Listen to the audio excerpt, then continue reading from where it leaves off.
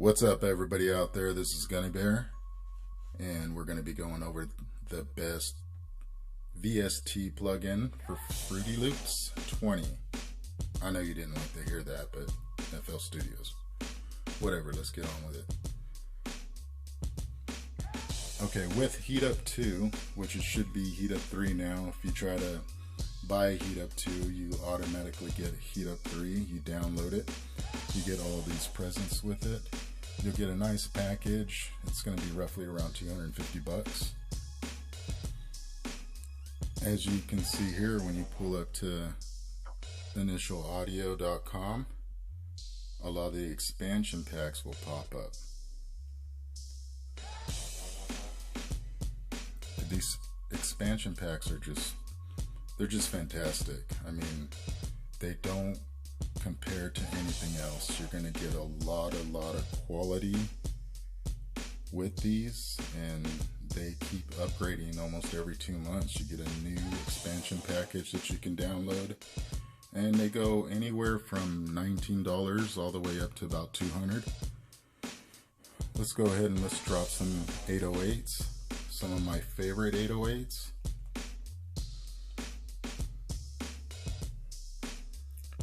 Make sure you drop that metronome so you can get the nice rhythm going. Right here we got it going at 100 beats per minute. With FL Studios you can really tune that down so you can get like 100 beats per minute, 0.123 point, and it really makes a big difference if you get real technical with it.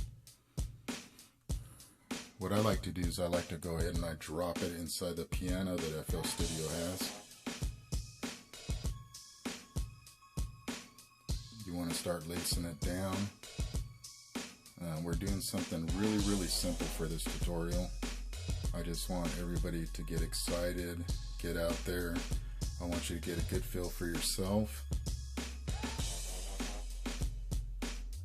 I make all my beats now with Heat Up 2.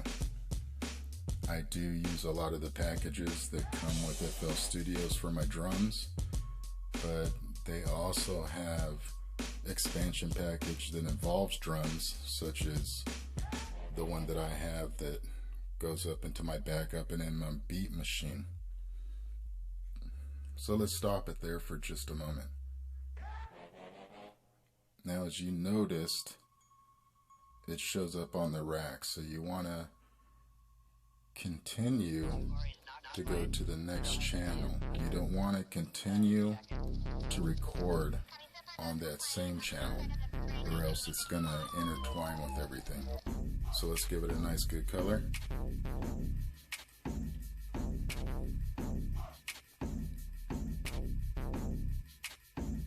It's always nice to just add it at the bottom and start with 5. Let's go on to some of the choruses. I mean, it gets endless. So Lost Voices, this is a really good sample here. Everything's royalty free. You can make lots of money using Heat Up 2, trust me.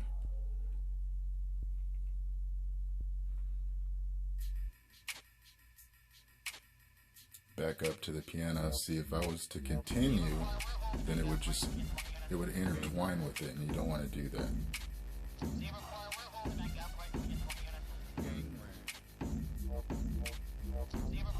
You want to move the channel rack to the next rack, as you can see up in the corner where the number 2 is. Then you want to start laying it down with the piano.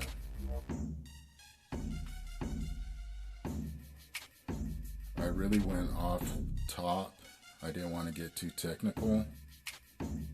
Usually it does take me around 4 hours, sometimes I want to say up to 8 hours, like in 2 days, to make a beat. I really like to sound completely different than anything else that sounds out like there.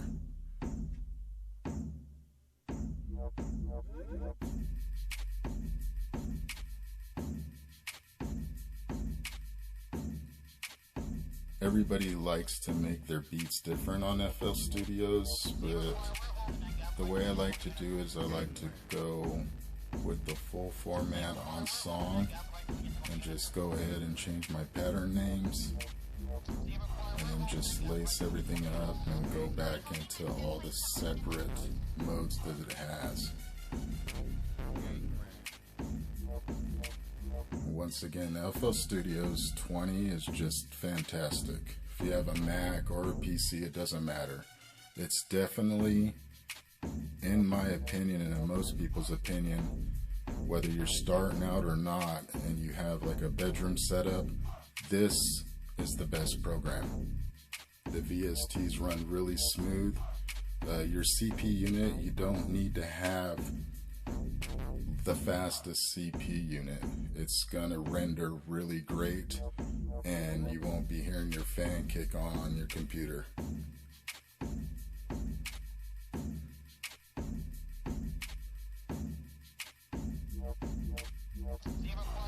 You always want to change to the next rack.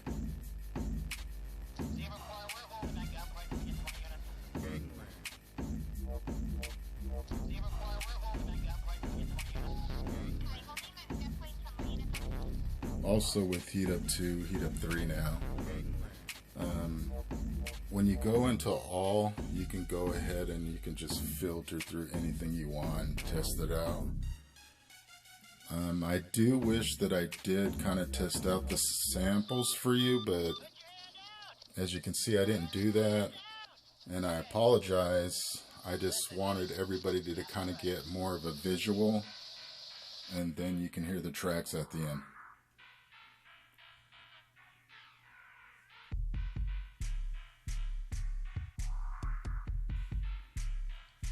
When you go into the drums, I mean, it's nice to have drum pads, but I kind of got over that. I used to use an MPC for years, and I noticed that my keyboard, it's a lot easier for me. I think it's just easier to just sync everything and go by the tempo when you're just using keyboard. And the MIDI works really great. Works really, really great. I do recommend having 61 keys or more. I mean, if you have 49 keys or an oxygen MIDI, that's fine.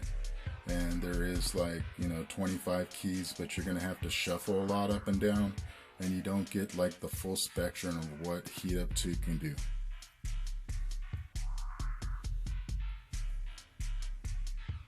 I did some minor tweaking, and that's probably why this tutorial is a little bit longer than it should be. It's just something that I'm already used to doing.